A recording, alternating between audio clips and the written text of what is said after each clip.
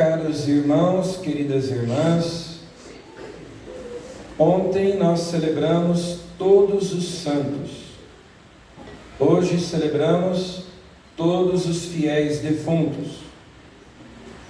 Nós, igreja militante, ontem celebramos a igreja triunfante e hoje a igreja padecente. Nós rezamos pelas almas que estão no purgatório. São almas santas, são almas benditas. Sob certo aspecto, elas se encontram numa situação melhor do que a nossa, porque já não podem pecar, porque já têm a salvação garantida.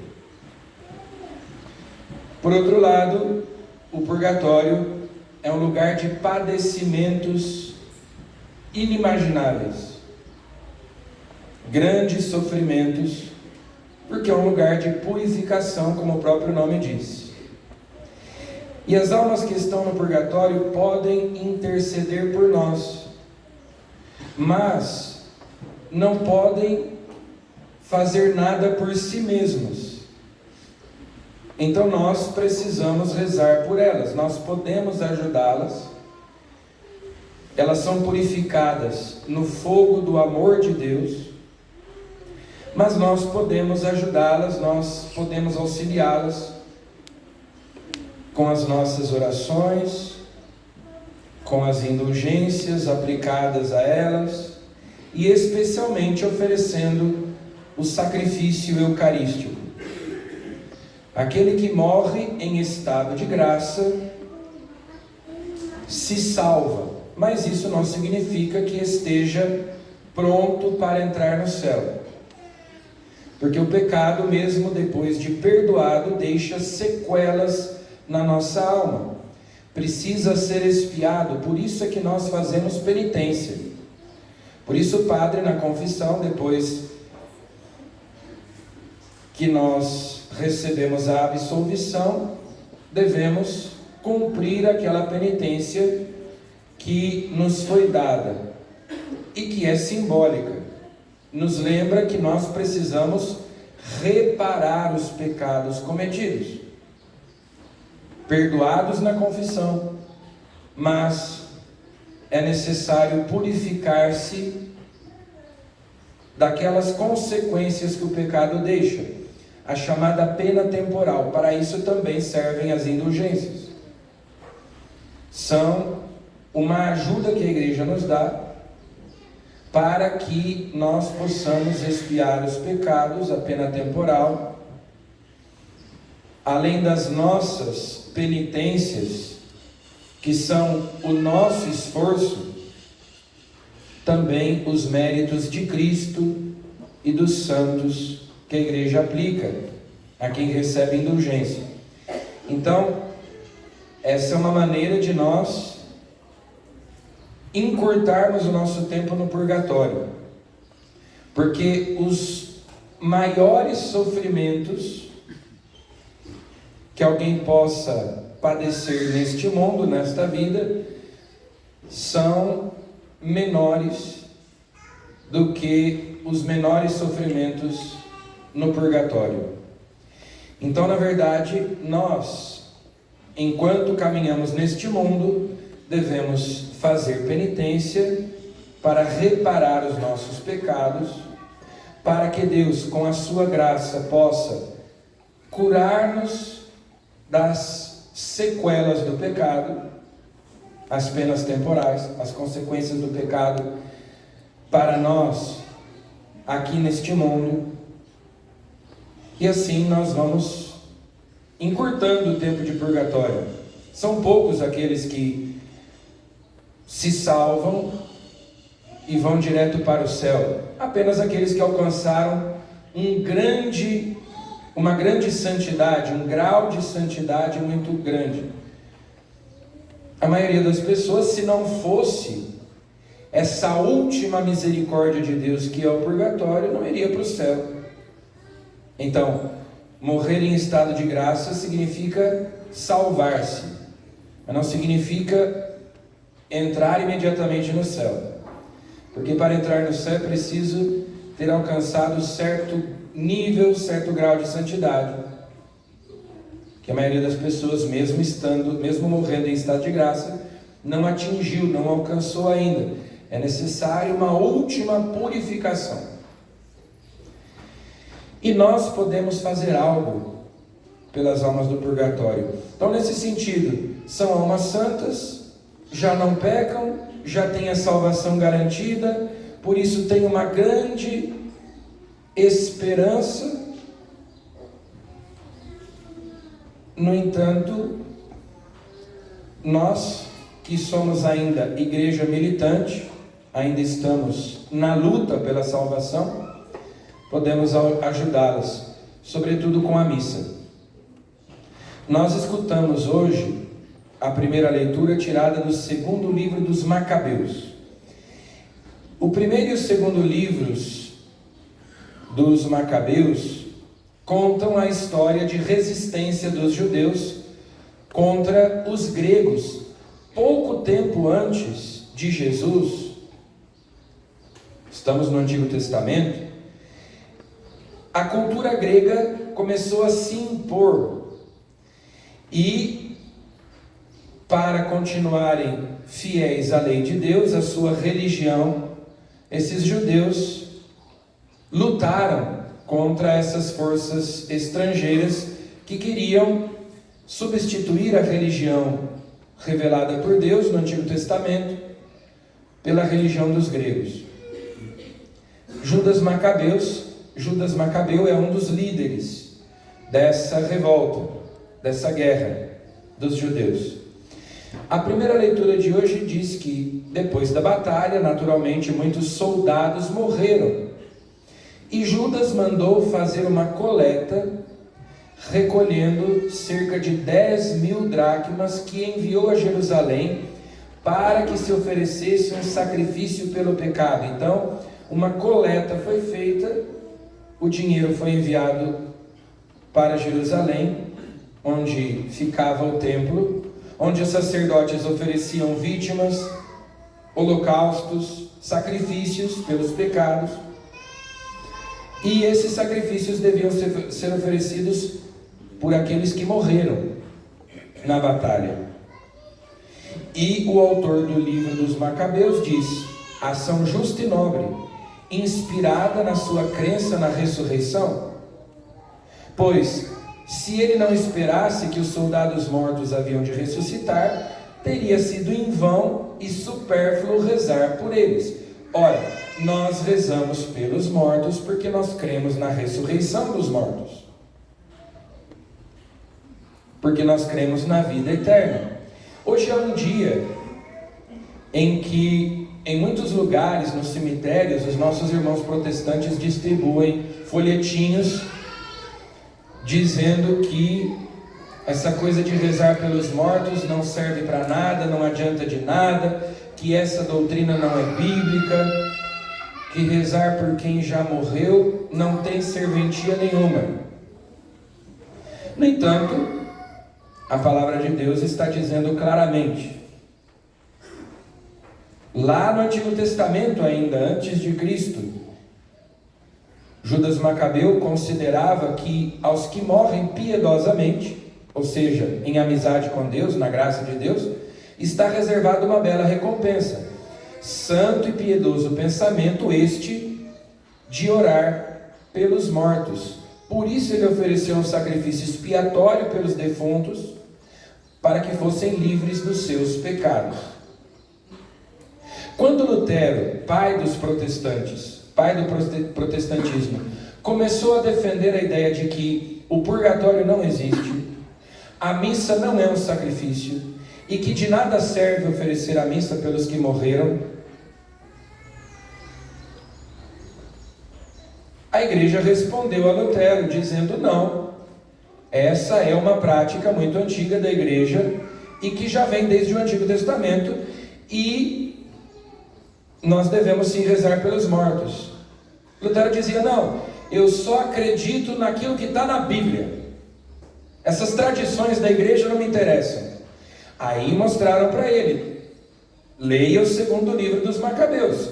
Está dito aqui claramente que nós podemos e devemos rezar pelos mortos, que é um santo e piedoso pensamento este de orar pelos mortos, oferecer o sacrifício da missa por eles.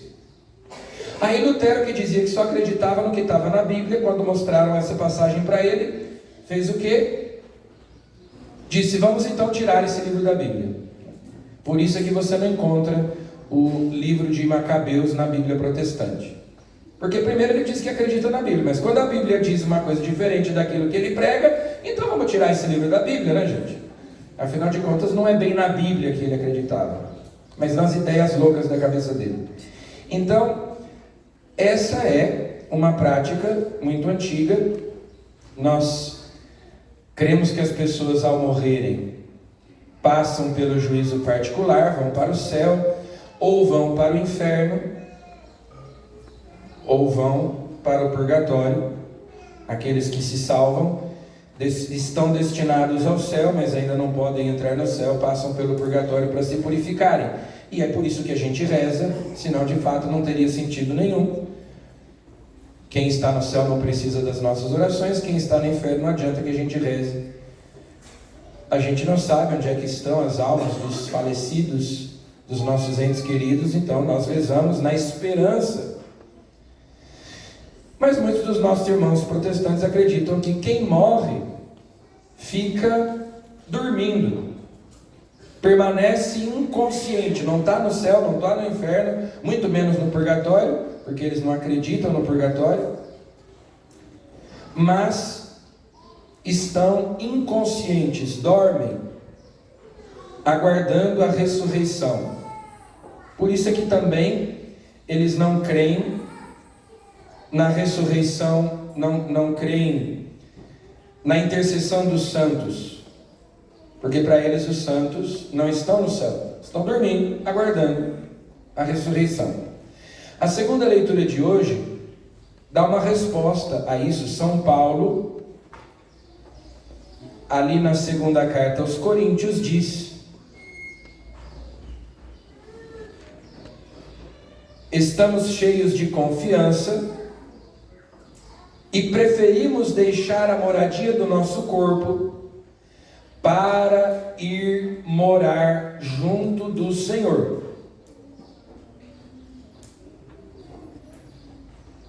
Enquanto moramos no corpo, somos peregrinos longe do Senhor, pois caminhamos na fé e não na visão clara.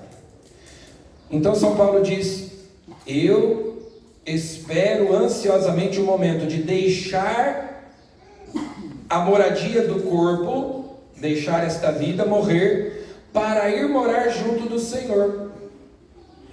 Então São Paulo acreditava não que o morto fica dormindo, aguardando a ressurreição, mas que quem morre no Senhor, em estado de graça, vai para o céu, vai morar junto do Senhor.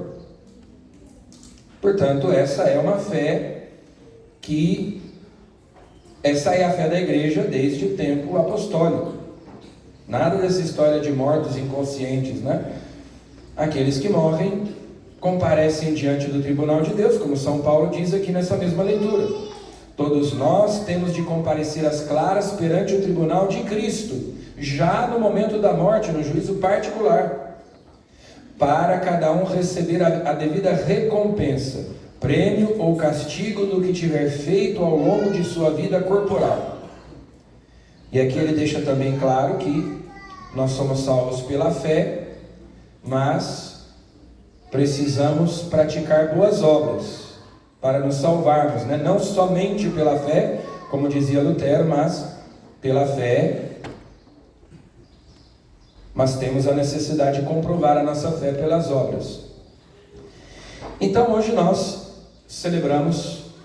comemoramos todos os fiéis defuntos. Nós não rezamos especificamente por um ou por outro, mas por todos. Cada um, evidentemente, traz no seu coração pessoas pelas quais deseja oferecer esta Santa Missa, seus entes queridos, seus familiares. E esse é um detalhe importante. Assim como nós vimos na primeira leitura Judas Macabeu fazendo uma coleta e enviando o valor dessa coleta a Jerusalém para que fossem oferecidos sacrifícios, a igreja tem esse costume de oferecer a missa nas intenções particulares, não só pelos vivos, não só pelos mortos, mas também pelos vivos. E esse é o significado da oferta que a gente dá na missa, que é diferente do dízimo. A oferta que a gente dá na missa é justamente uma maneira de nós materialmente nos unirmos ao sacrifício que é oferecido e de nós, então, aplicarmos a missa naquela intenção. Muitas vezes as pessoas se preocupam muito quando elas pedem para rezar a missa por um falecido, que o nome da pessoa seja dito. Eu tenho que escutar o nome da pessoa. Não, porque o padre não falou o nome, ou falou o nome errado, ou dizer o nome do falecido não faz diferença nenhuma. O que faz diferença é que eu tenha a intenção de oferecer a missa por aquela pessoa, e é muito recomendado que eu, além de ter a intenção, faça uma oferta. Porque, de novo, a oferta é uma maneira de eu participar do sacrifício. Eu estou oferecendo algo para que o sacrifício seja aplicado naquela intenção, exatamente como fez ali Judas Macabeu. Claro, os sacrifícios que ele mandou oferecer eram aqueles do Antigo Testamento. O sacrifício que nós mandamos oferecer é o sacrifício perfeito e santo de Cristo, o sacrifício eucarístico. Mas esse é o significado da oferta. Eu tenho uma intenção, seja pela alma de um falecido, seja pela saúde de alguém, seja em ação de graças, por alguma graça que eu alcancei. Então, eu, dando a minha oferta, estou oferecendo naquela intenção o sacrifício eucarístico, para que seja aplicado naquela intenção. No Evangelho, Jesus nos fala do grão de trigo, que para produzir fruto tem que morrer. Ninguém quer morrer. E Jesus aqui mesmo, no Evangelho de hoje, falando sobre a sua morte, diz: agora sinto-me angustiado. Lá no Jardim das Oliveiras, depois, também Jesus vai experimentar uma angústia suprema, uma agonia mortal, porque Jesus é perfeito Deus e perfeito homem, e todo ser humano, assim como todo animal, todo ser vivo tem instinto de preservação, a tendência de fugir do sofrimento. Então Jesus diz: sinto-me angustiado, e que direi? Pai, livra-me desta hora. Mas foi precisamente para esta hora que eu vim. O grão de trigo, para produzir fruto, precisa morrer. A morte é o salário do pecado. Todos pecaram, todos morrem, e embora Jesus não tenha pecado, mas ele assumiu o nosso pecado, ele se fez pecado por nós, aquele que não tinha pecado, tomou sobre si as nossas iniquidades e carregou os nossos sofrimentos. Então, Jesus, verdadeiro Deus e verdadeiro homem, experimentou na sua carne o que é a morte. A principal consequência do pecado, que é o sofrimento, que é a morte. Mas Jesus mostra a necessidade não só da morte dele, mas também da nossa.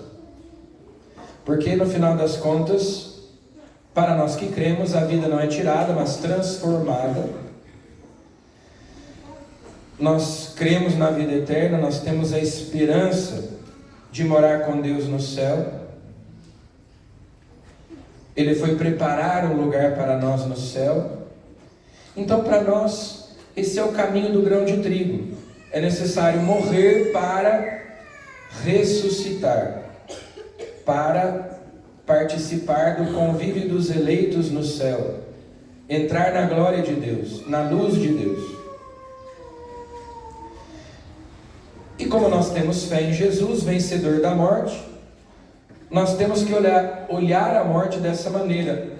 É o encontro definitivo nosso com Deus, e nós temos que nos preparar para esse momento, para que Deus nos encontre na sua graça, na amizade com Ele. E assim que a fé deve expulsar do nosso coração o medo. Mas para nós morrer é nos lançarmos nos braços de Deus, que é nosso Pai. É necessário. Se o grão de trigo não morre, ele continua só um grão de trigo, ele fica só. Mas se morre, então produz muito fruto. O momento da nossa morte será o momento mais importante da nossa vida. Daquele momento depende o nosso destino eterno. Naquele momento nós nos encontraremos com o nosso Criador, com o nosso Pai, com o nosso Salvador, num abraço eterno. Receberemos a recompensa de nossas boas obras. Muitas vezes as pessoas dizem: a morte é um mistério, ninguém nunca voltou para nos dizer como é. Sim, alguém voltou. Não é verdade que ninguém nunca voltou para nos dizer como é. Jesus morreu de verdade e ressuscitou de verdade e está vivo. Ele é o vencedor da morte e nos garante: quem crê em mim, ainda que morra, viverá, terá a vida eterna, eu o ressuscitarei no último dia. E é a partir desta esperança que nós devemos viver a nossa vida de peregrinos neste mundo. Então, queridos irmãos e irmãs, rezemos hoje por todos os fiéis defuntos, pelas almas do purgatório, especialmente pelas almas dos nossos entes queridos, dos nossos familiares, daqueles que amamos e que já partiram deste mundo. E peçamos também a Deus por nós, para que na hora da nossa morte Ele nos encontre em paz, na sua graça, na amizade com Ele, para que possamos morar com Ele no céu para sempre. Louvado seja nosso Senhor Jesus Cristo. Para sempre seja louvado.